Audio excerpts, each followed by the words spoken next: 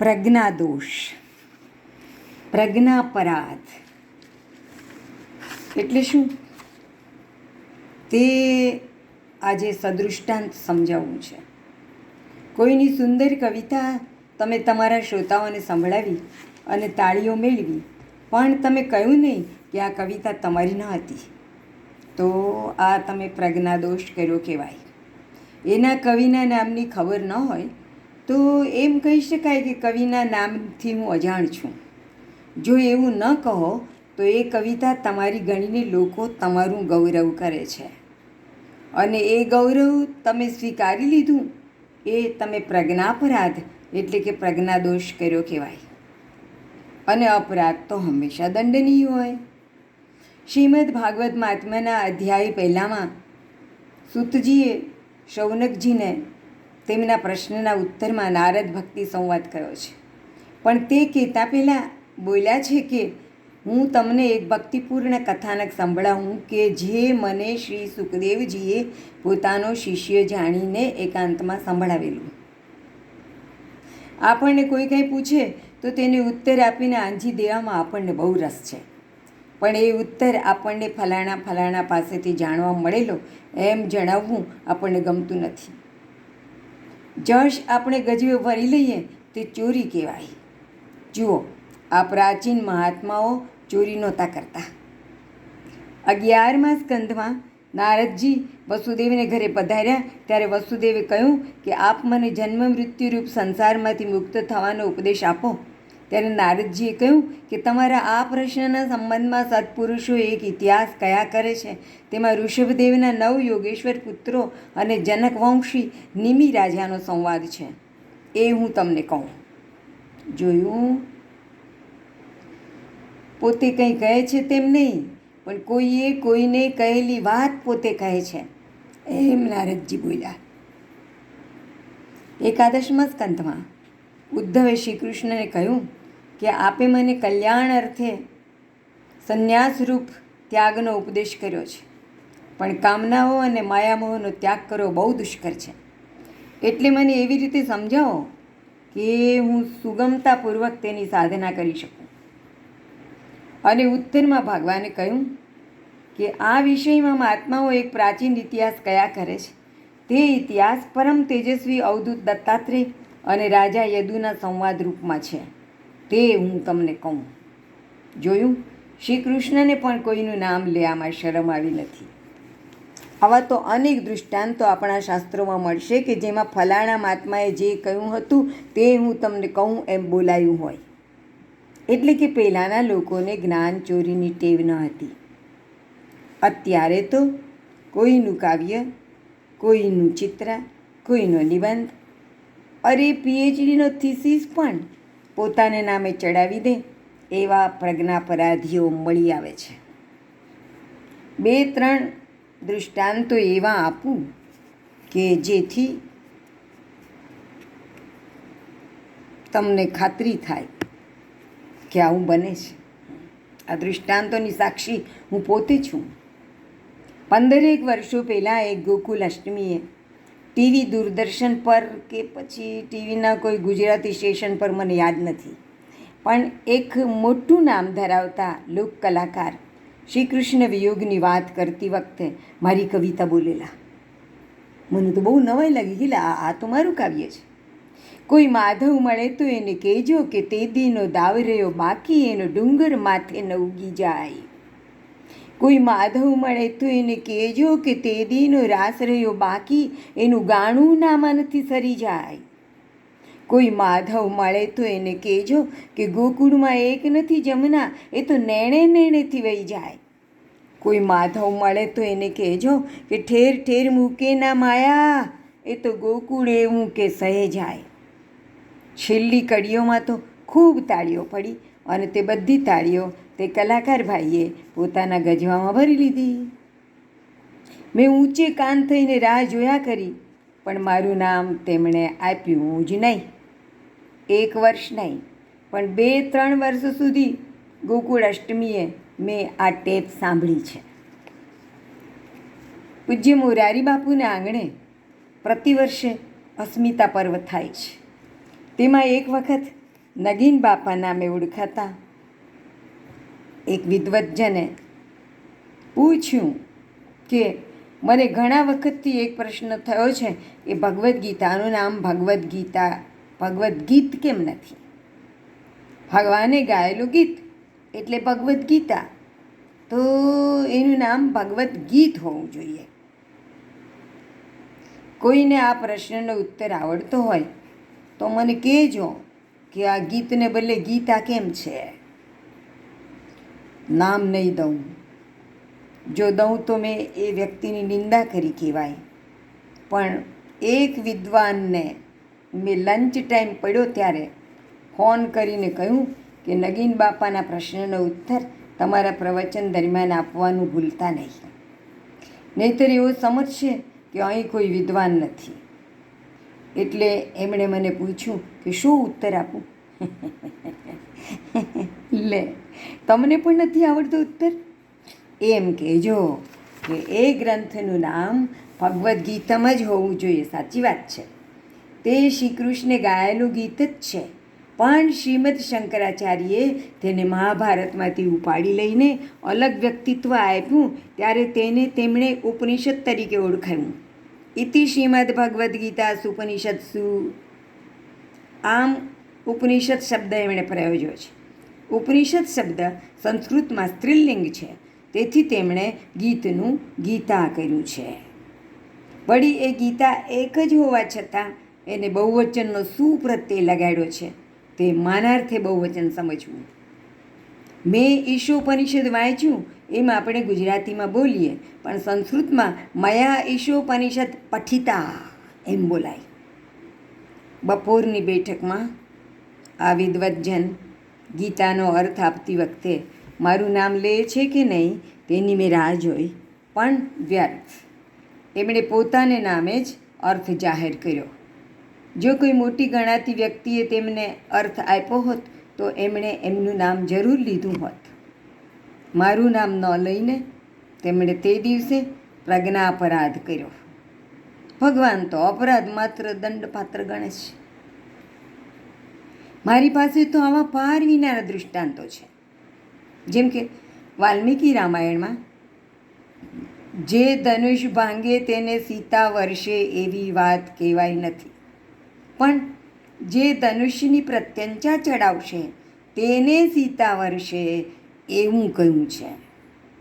યજ્ઞસ્ય ધનુષો રામ કુર્યાદારોપણમ મુને સુતામ યોનિજામ સીતામ દદ્યામ દાશરથેરહમ. વાલ્મીકી રામાયણના બાલકાંડના 66મા અધ્યાયના 26મા શ્લોકમાં આવું લખ્યું છે કે જનક રાજા એમ બોલ્યા છે કે હે મુનિ, જો રામ આ ધનુષની ઉપર પ્રત્યંચાનું આરોપણ કરી શકશે, એટલે કે પ્રત્યંચા ચડાવશે, તો મારી આ અયોનિજા સીતા તે દાશરથીને આપીશ. અને પછી રામ પણ બોલ્યા છે કે હું ધનુષ ઉઠાવીને પ્રત્યંચા ચડાવવાનો પ્રયત્ન કરીશ. યત્નવાંશ્ચ ભવિષ્યામી તોલને પૂરણે પીવા. હું ધનુષ ઉઠાવીને ચઢાવવાનો પ્રયત્ન કરીશ, તોડવાનો પ્રયત્ન કરીશ એવું નથી કહ્યું. જે ધનુષ બાપ દાદાઓના વખતથી પૂજાતું આવ્યું હતું તે ધનુષનો ભંગ કરવાનું કોઈ કહે? અકલ હશે તો ખુદા પીછાનીએ, અકલ હશે તો ખુદા પીછાનીએ.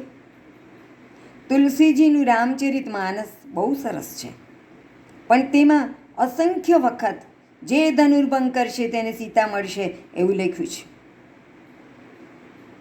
કેટલી વખત ધનુર્ભંગ શબ્દ વાપર્યો છે. એટલે કે સ્વીકારવું પડશે કે તુલસીજીથી પણ ભૂલ થઈ છે. બાલકાંડના 282મા દોહા પછીની બીજી ચોપાઈમાં એવું લખ્યું છે, ऐसी प्रतीति सबके मन माही राम चाप तोरब सकनाही. બધાના મનમાં એવો વિશ્વાસ હતો કે રામચંદ્રજી ધનુષ તોડશે, તોડશે. શકનાહી, એમાં શક નથી. જનકના બંદીજનો પણ બોલ્યા છે કે સોઈ પુરારી કોદંડુ કઠોરા રામ સમાજ આજુ જોઈ તોરા એટલે તોડશે. ત્રિભુવન જય સમેત વૈદેહી બિનહી વિચાર બરઈ હટી તેહી. 286મા દોહા પછીની ત્રીજી અને ચોથી ચોપાઈ. કઠોર શિવ ધનુષ જે તોડશે તેને ત્રિભુવનના વિજય સાથે સીતાજી વિચાર કર્યા વિના હઠથી વર્ષે તોડશે એને વર્ષે. લક્ષ્મણે પણ શ્રી રામને કહ્યું છે કે તોરઉં છત્રક દંડ જીવી તવ પ્રતાપ બલનાથ. 290 મુદ્દો છે. તમારા પ્રતાપથી હે નાથ બિલાડીના ટોપની જેમ હું ધનુષ તોડી નાખું.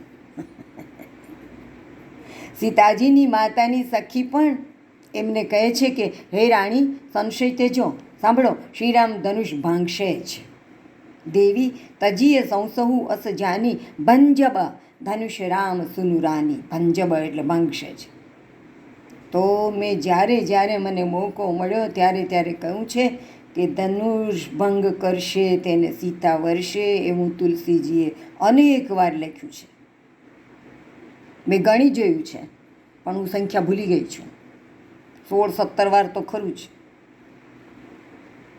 તુલસીજીએ અનેક વાર આવું લખ્યું છે. પણ ધનુર્ભંગની વાત ખોટી છે. ધનુષ ચડાવવાની વાત સાચી છે, તોડવાની નહીં. એ તો ધનુષ જૂનું પુરાણું હતું, તેથી ભાંગી ગયું. કંઈ રામ તેને ભાંગવા નહોતા ગયા, ચડાવવા ગયા હતા. ભાગવતમાં 9મા સ્કંદના 10મા અધ્યાયના 6-7મા શ્લોકમાં એવું લખ્યું છે કે ભગવાન રામે ધનુષ ઉઠાવીને પ્રત્યંચા ચડાવીને એને ખેંચીને ધનુષના વચ્ચેથી 2 ટુકડા કરી નાખ્યા. ભગવાને ધનુષ તોડીને સીતાને પ્રાપ્ત કરી લીધા. આવું વાંચીને એટલે આપણને એવું સમજાય કે ધનુષ તોડે તો સીતાને વરે એવી જનકની પ્રતિજ્ઞા હતી. વાસ્તવમાં ધનુષ જૂનું હતું એટલે તૂટી ગયું. પ્રતિજ્ઞા તો પ્રત્યંચા ચડાવવાની જ હતી. વળી મેં આજ સુધી જે કથાકારોને સાંભળ્યા છે ને તે સૌએ પણ ધનુર્ભંગની જ વાત કરી છે. તુલસીજીને વાંચ્યા પછી બધાના ભેજામાં આ વાત પાકી થઈ ગઈ છે કે જે ધનુર્ભંગ કરે સીતાને વરે. મેં નાના માણસે જ આ શોધ કરી છે કે ધનુર્ભંગની વાત ખોટી છે. અને હવે બધા કથાકારો પણ ધનુર્ભંગની વાત ખોટી કર્યા કરે છે. એટલે કે ધનુર્ભંગની ખોટી વાત જ કર્યા કરે છે, સાચું કહેતા નથી. સાચાની ખબર જ કે ને. મેં મારી કથામાં આ વાત સ્પષ્ટ કરી ત્યારે બધાને બહુ નવાઈ લાગી, નવું જાણ્યાનો આનંદ થયો. અને જે કથાકારોએ મારી આ વાત સાંભળી તેમણે પોતાની કથામાં જાહેર કર્યું કે ધનુષ ભાંગવાનું ન હતું પણ ચડાવવાનું હતું. એટલે ધનુર્ભંગની જે વાત થાય છે ને એ ખોટી છે. પણ એ કથાકારોએ સત્ય શોધનાર મારું નામ જાહેર નહોતું કર્યું. એ સત્ય શોધની પ્રશંસા પોતાના ખિસ્સામાં મૂકી દીધી હતી. એવું જ આંધળીના આંધળા એવું દ્રૌપદી બોલ્યા જ નથી. દુર્યોધન પાણીને જમીન સમજી ચાલવા જતાં લપસી પડ્યો ત્યારે દ્રૌપદી ત્યાં હતા જ નહીં. હા, ભીમ હસ્યો હતો. તેથી મહાભારત દ્રૌપદીના આ વચનોને કારણે થયું એવું બોલનાર લોકો ખોટા છે.